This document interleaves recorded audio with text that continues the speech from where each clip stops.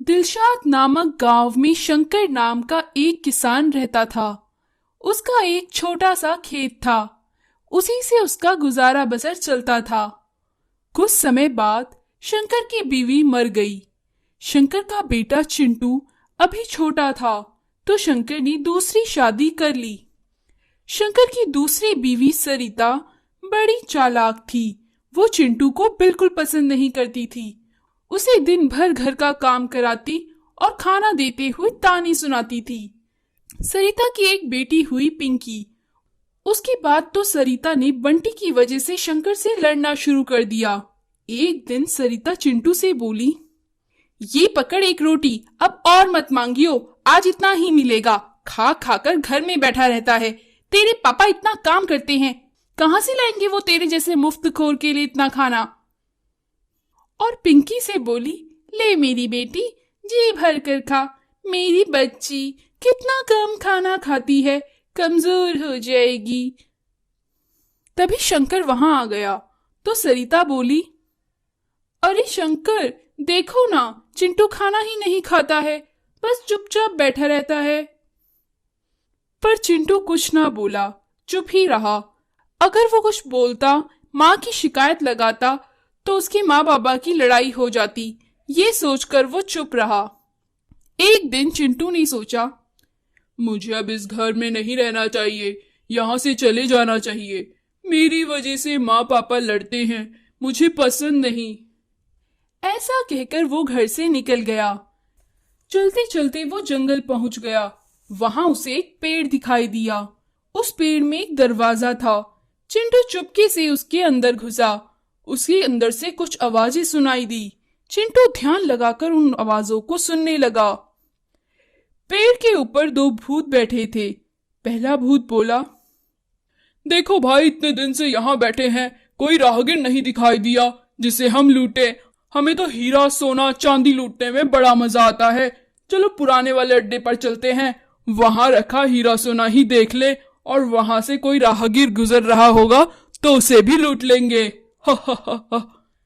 दूसरा भूत बोला, हाँ हाँ चलो चलते हैं, वहां रखा सोना भी कितने दिन हो गए हमने देखा ही नहीं है। हा। तभी वो पेड़ को उड़ाकर पुराने अड्डे पर ले जाते हैं।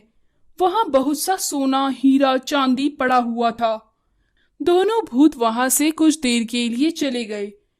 तभी चिंटू दरवाजे से बाहर आया और हीरा, सोना, चांदी के बक्से देख वो हैरान रह गया।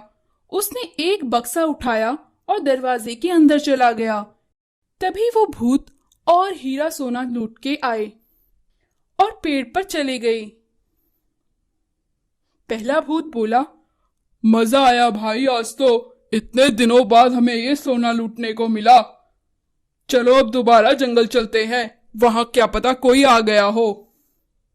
ऐसा कहकर वो दोबारा जंगल की तरफ पेड़ लेकर उड़ जाते हैं। जंगल पहुंचकर दोनों भूत आसपास चले जाते हैं। तब चिंटू बक्सा लेकर बाहर निकलता है और घर की तरफ निकल पड़ता है। चिंटू ने सोचा, अब माँ मुझसे नाराज नहीं रहेगी, इतना सोना देख वो मुझसे खुश रहेंगी। अब वो लड़ेंगी भी नहीं और मुझे ताने भी नहीं सुनाएंगी। चिंटू ने घर पहुंचकर माँ पापा को सारी बात बताई। चिंटू ने सोचा था सरिता उसे शाबाशी देगी, पर सरिता चिंटू पर चीखने लगी, इस लड़के के पास तो दिमाग ही नहीं है। इतना सोना चांदी वहां था तो एक ही बक्सा लेकर क्यों आया? मैं होती तो सारा का सारा बटोर लाती। ये लड़का तो बुद्धू ही रहेगा। चल, घर से भागा था ना, अपना ये बक्सा लेकर यहाँ से चला जा। अब मैं खुद जाके लेके आऊंगी बहुत सा हीरा सोना। ऐसा कहकर सरिता ने सोचा कि वो भी वहां जाएगी। तभी सरिता जंगल की तरफ गई। उसने भी वो पेड़ देखा जिसमें वो जादुई दरवाजा था। वो उसके अंदर गई। तभी भूत पेड़ उड़ाकर दूसरी जगह ले गए। जब वो भूत चले गए, सरिता बाहर आई। उसने बहुत सा सोना, चांदी, हीरे के बक्से देखे। उसने वहां बक्सों को इकट्ठा कर अंदर रखा। जैसे ही वो भूत आए, वो जल्दी से दरवाजे के अंदर घुस गई। वो भूत दोबारा से पेड़ उड़ाकर जंगल ले गए। जैसे ही वो बाहर गए, सरिता एक के ऊपर एक बक्सा लेकर बाहर निकली और जाने लगी। तभी उसका पैर एक पत्थर से टकराया और वो धड़ाम से गिर पड़ी। बक्सों के गिरने की आवाज सुन भूत दौड़कर वापस आए तो सरिता के पास भागी। सरिता बक्से वहीं छोड़कर जान बचाकर वहां से भागी। भूत बक्सा लेकर पेड़ पर चढ़े और वहां से चले गए और दोबारा फिर कभी जंगल में ना आए और सरिता के हाथ कुछ ना लगा। तो दोस्तों, लालच करना बुरी बात है। बर्तन की मोटरसाइकिल। शिवानीपुर गांव में चंदू नाम का एक लड़का रहता था। चंदू की माँ उसके जन्म के बाद ही स्वर्ग सिधार गई थी। कुछ समय बाद उसके पिता भी स्वर्ग सिधार गए। चंदू अपने चाचा और चाची के साथ रहता था। चंदू की चाची चंदू को बिल्कुल पसंद नहीं करती थी। चंदू के चाचा टोकरी में बर्तन लेकर घूम घूम कर पूरे गांव में बर्तन बेचा करते थे। एक दिन चंदू के चाचा पूरी टोकरी बर्तन की वापस लेकर घर आ गए। चंदू की चाची बोली, क्यों जी, आज पूरे बर्तन वापस लेकर क्यों आ गए?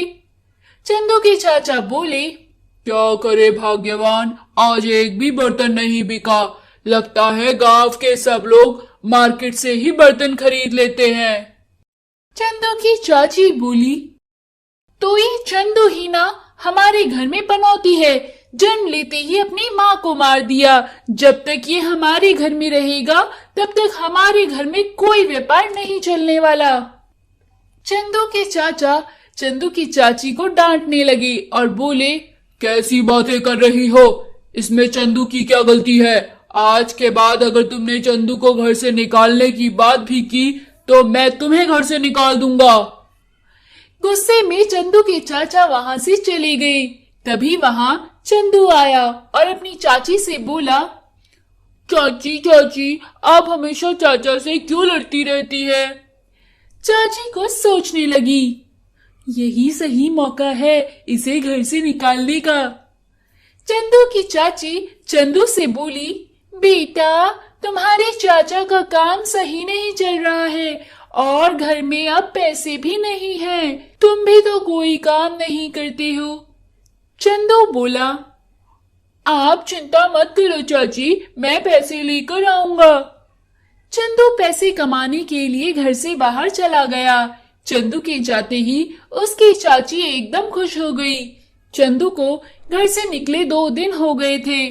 चंदू भूख से एकदम कमजोर हो गया था। चंदू एक पेड़ के नीचे बैठ गया।